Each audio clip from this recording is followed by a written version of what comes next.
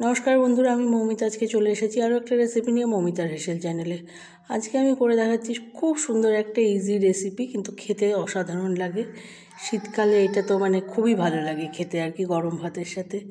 এটা হচ্ছে লাউয়ের খোসা চিংড়ি মাছ দিয়ে বাটা। আর শীতকালে তো লাউটা মোটামুটি সবার বাড়িতেই আনা হয় আর কি।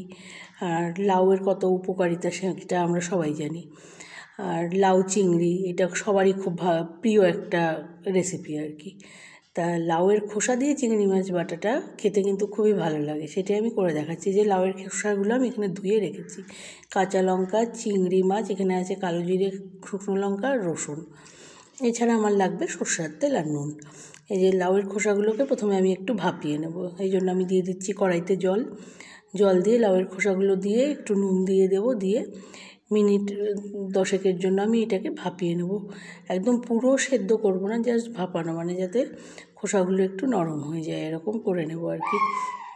এই যে আমি দিয়ে দিলাম লাউয়ের খোসা, এবার দিয়ে দিচ্ছি নুন। এবার এটাকে মিনিট 10 জন্য আমি ভাপিয়ে নিচ্ছি। ভাপানো হয়ে গেলে এই যে হয়ে গেছে, দেখতে পাচ্ছেন একদম ফুটে গেছে গিয়ে। এবার এগুলোকে আমি নামিয়ে ঠান্ডা জলের মধ্যে দিয়ে দেবো। কিছুক্ষণ এটা ঠান্ডা জলে ভিজিয়ে রাখতে হবে। ঠান্ডা বলতে আমি কোনো ফ্রিজের জল ইউজ করছি না, নর্মাল টেম্পারেচারের যে জল হয় ঘরের, সেই জলই ইউজ করছি। সেই জলের মধ্যে আমি দিয়ে দিলাম লাউয়ের খোসাগুলোকে দিয়ে, এবার আমি এগুলোকে রেখে দেবো আর কি, একটু ঠান্ডা হবে। তারপরে এদিকে লাউয়ের খোসাগুলো ঠান্ডা হতে থাক, আমি কড়াইতে দিয়ে দিচ্ছি সামান্য তেল। তেলটা একটু গরম হয়ে যাবে গিয়ে, ভালো করে গরম হয়ে গেলে এর মধ্যে আমি দিয়ে দেবো শুকনো লঙ্কা আর কালো জিরেটা ফোড়নে।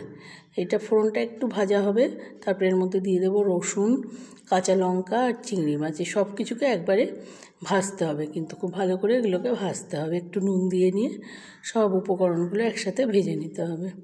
এই যে দেখতেই পাচ্ছেন কালো জিরে আর শুকনো লঙ্কা ভাজা হয়ে গেছে। এবার রসুনটা দিয়ে দিলাম। রসুনটা একটু ভালো করে ভাজা হবে, তারপরে আমি এর মধ্যে দিয়ে দেবো হচ্ছে কাঁচা লঙ্কাগুলো। আমি চেরা কাঁচা লঙ্কা 4টে দিলাম। আরও কেউ ঝাল চাইলে দিতে পারেন, আমি আর এর বেশি ঝাল দিচ্ছি না, এইটুকুতেই হয়ে যাবে গিয়ে আমার। যে যেরকম ঝাল খান সেটা তার। এবার আমি এর মধ্যে দিয়ে দেবো চিংড়ি মাছগুলো। এই সব উপকরণগুলো দিয়ে একটু নুন দিয়ে ভালো করে কিন্তু ভেজে নিতে হবে। খুব বেশি বড় চিংড়ি দিচ্ছি না, আমি মিডিয়াম সাইজের যে হয় চিংড়িগুলো সেগুলো ইউজ করছি আর কি। এই যে দিয়ে ভালো করে নাড়াচাড়া করতে হবে আর লাল লাল করে ভেজে নিতে হবে। ভাজাটা যেন খুব ভালো হয় আর কি। সব উপকরণগুলো ভালো করে ভাজতে হবে। ভাজার সময় একটু নুনও দিয়ে দিতে হবে, দিয়ে পুরো সব কিছুকে ভালো করে ভেজে নিতে হবে। কিন্তু যে দেখতে পাচ্ছেন খুব ভালো করে কিন্তু এগুলো ভাজা হয়ে গেছে কি, একদম লাল লাল হয়ে গেছে গিয়ে ভাজা। এই যে একটু নুন দিয়ে দিলাম, জাস্ট অল্প নুন দিলাম, এরপরেও আবার যখন আমি বাটাটাকে ভাজবো, এগুলোকে ভেজে নিয়ে তারপরে আবার বাটবো, যে তারপরে ওইটাকে একটু ভাজতে হবে আর কি। যেহেতু লাউয়ের খোসাটা তো ভাজা হচ্ছে না, তাই। এই যে দেখতে পাচ্ছেন পুরো ভাজা হয়ে গেছে গিয়ে। এবার লাউয়ের খোসাগুলোকে আমি জল ঝরিয়ে মিক্সির জারে দিয়ে দেবো সব উপকরণগুলোকে, তারপরে একসাথে পেস্ট করে নেব। এই যে লাউয়ের খোসাগুলো দিয়ে দিচ্ছি, ভালো করে জল ঝরিয়ে নিয়ে এই লাউয়ের খোসাগুলো দিতে হবে, জল যেন বেশি না থাকে। তারপরে এই যে দিয়ে দিলাম সব ভাজা যে হয়েছে চিংড়ি মাছ দিয়ে। এই যে ভাজার পরে একদম স্মুথ একটা পেস্ট হয়ে গেছে, দেখতেই পাচ্ছেন। এবার কড়াইতে আবার দিয়ে দেবো আমি সর্ষের তেল। এখানে আমি মোটামুটি 2 টেবিল স্পুন মতো সর্ষের তেল দিলাম।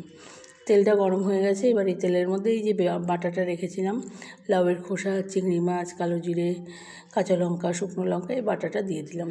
দিয়ে ভালো করে তেলের সাথে নাড়িয়ে নিতে হবে, ভালো করে মিশিয়ে দিতে হবে তেলের সাথে নাড়িয়ে নিয়ে।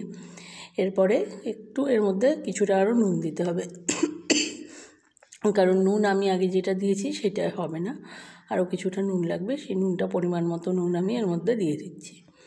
দিয়ে এবার এটাকে ভালো করে, এখন আর কিচ্ছু না, এটাকে জাস্ট ভালো করে নাড়তে হবে আর টানাতে হবে। এই হচ্ছে রান্নাটা আর কি। এটা কিন্তু খেতে খুব ভালো লাগে, বিশেষ করে শীতকালে আমাদের সর্দি কাশিতে যখন কোনো কিছু খেতে ভালো লাগে না, মুখের রুচি থাকে না, এটা মুখের রুচিও ফিরিয়ে আনে আমাদের।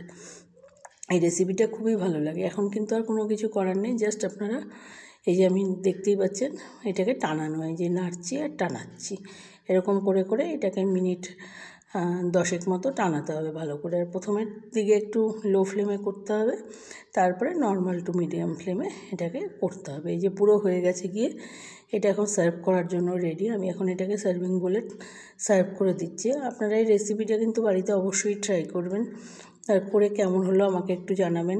যদি ভালো লাগে আমার এই রেসিপিটা একটু লাইক করে দেবেন, একটু শেয়ার করে দেবেন, চ্যানেলটাকে প্লিজ সাবস্ক্রাইব করে নেবেন।